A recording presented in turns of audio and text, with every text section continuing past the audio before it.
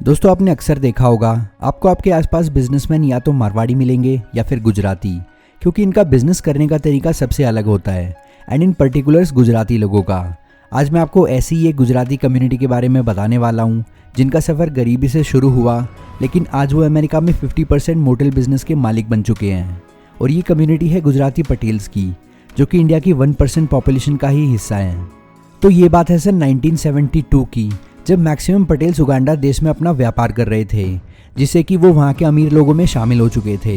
लेकिन वहाँ के डिक्टेटर को ये बात हजम नहीं हुई और उन्होंने ये स्टेटमेंट जारी कर दिया कि अफ्रीका में सिर्फ अफ्रीकन्स के लिए जगह है, और पटेल्स को वो देश छोड़ने पर मजबूर होना पड़ा। जिस वक्त पटेल्स ने वो देश छोड़ा, ठीक उसी वक्त अमेरिका के अंदर काफ़ी मंदी चल रही थी और अरब कंट्रीज़ के साथ कॉन्फ्लिक्ट होने की वजह से वहाँ पे फ्यूल्स के रेट काफ़ी बढ़ चुके थे, जिस वजह से अमेरिका के अंदर टूरिस्ट का घूमना फिरना काफ़ी कम हो चुका था एंड इसका सीधा असर मोटेल बिजनेस पर हुआ। और अगर आपको नहीं पता तो मोटेल्स वो रोड साइड होटल होते हैं जहां ट्रैवल करने वालों को रहने और कार पार्किंग करने की फैसिलिटी काफ़ी कम दामों में मिल जाती है। उस टाइम अमेरिका में मोटेल बिजनेस काफ़ी मंदा चल रहा था, मानो वो बिजनेस उस टाइम पे चौपट हो गया हो, और इसका फ़ायदा उठाते हुए बैंकर्स ने इन मोटेल्स को अपने कब्जे में कर लिया। ईयर 1973 में उगांडा से बाहर निकाले जाने के बाद पटेल्स अपनी वाइफ और 3 बच्चों के साथ अमेरिका चले आए। अमेरिका आते ही जब पटेल्स को उस मोटेल बिजनेस की ख़राब हालत के बारे में पता चला, तो उन्होंने वहीं से अपना दिमाग लगाना शुरू कर दिया। अमेरिका में मोटेल बिजनेस ख़त्म होने की वजह यहाँ की इकोनॉमी का डाउन होना था। एक बार अगर मंदी हट जाए तो मोटेल बिजनेस फिर से खड़ा हो सकता है। इसके बाद पटेल्स ने वहीं अमेरिका के अंदर 20 रूम्स वाले एक छोटे मोटेल को खरीदने का फैसला किया। कुछ पैसा उन्होंने बैंक से लोन पर लिया, कुछ रिलेटिव से उधार लिया और कुछ पैसे अपने खुद के मिलाकर टोटल $5000 इकट्ठा किए और वही मोटेल खरीद लिया।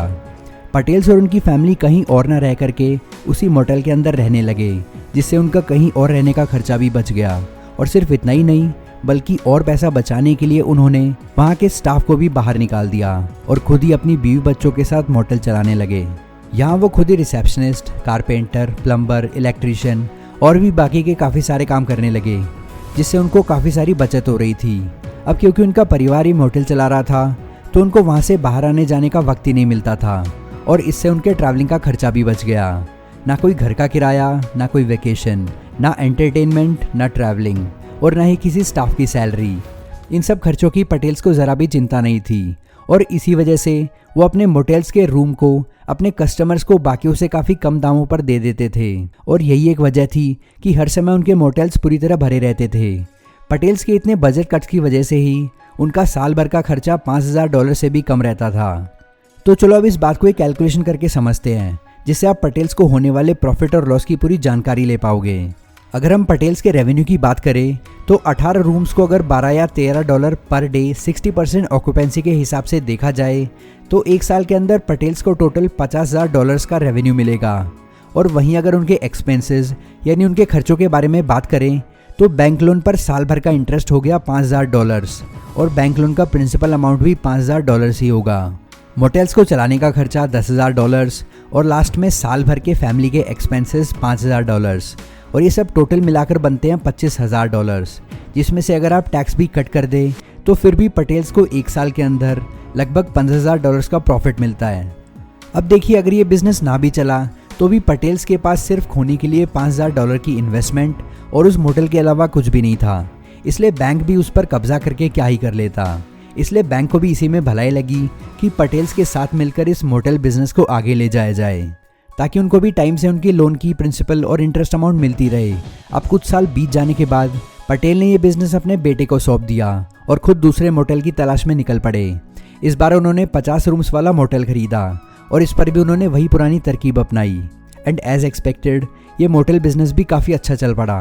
तो इस तरह से पटेल्स ने अपना गुजराती दिमाग लगाकर धीरे धीरे अमेरिका में 50% मोटेल बिजनेस के मालिक बन गए। इस छोटी सी स्टोरी से हमें 3 पॉइंट सीखने को मिलते हैं, जिनमें से पहला पॉइंट है low cost high profit business. Patels ने बहुत ही कम इन्वेस्टमेंट करके अपना मैक्सिमम खर्चा बचा के अपने रूम्स की कॉस्ट काफ़ी कम कर दी, और कम कॉस्ट होने की वजह से बहुत सारे कस्टमर्स उनके मोटेल में आना शुरू हो गए, जिससे वो मोटेल हमेशा भरा रहने लगा। तो इस तरह उन्होंने कम खर्चा करके अपना बिजनेस प्रॉफिट बढ़ाया। तो एक बिजनेस को स्टार्ट करने के लिए ये बिल्कुल भी ज़रूरी नहीं है कि आपके पास लाखों रुपए होने चाहिए। अगर आप अपने ब्रेन का प्रॉपर यूज़ करें तो आप कम कॉस्ट के साथ भी ज़्यादा प्रॉफिट कमा सकते हैं। दूसरा पॉइंट है इन्वेस्ट इन लो रिस्क। अब देखो, किसी भी चीज़ में अगर बहुत कुछ पॉजिटिव होता है तो नेगेटिव भी होता है, और सेम यही केस एक बिजनेस का भी होता है। यहाँ भी आपका फ़ायदा और नुकसान दोनों ही पॉसिबल है। पटेल ने जैसा सोचा था उनके साथ एग्जैक्टली वैसा ही हुआ, लेकिन अगर उनके हिसाब से कुछ ठीक भी नहीं होता तो फिर भी उनके पास खोने के लिए $5000 और एक मोटल के सिवा कुछ भी नहीं था।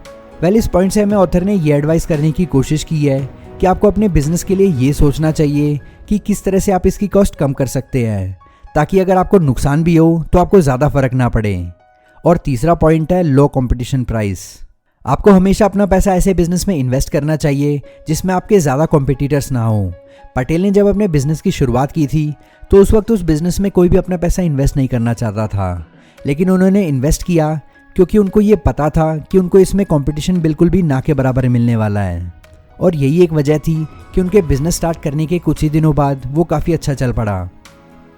दोस्तों, ये सब बातें मैंने आपको मनीष पोपरॉय की बुक द धंधो इन्वेस्टर से बताई हैं। दोस्तों, ये एक ब्रीफ समरी थी जिसको मैं फ्यूचर में आने वाली वीडियोस में डिटेल में एक्सप्लेन करूंगा। अगर आपको वीडियो पसंद आई हो तो लाइक करो, शेयर करो अपने फैमिली और फ्रेंड्स के साथ, चैनल को सब्सक्राइब कर लेना। आपका वैल्यूएबल टाइम देने के लिए थैंक यू। नेक्स्ट वीडियो तक के लिए goodbye and take care.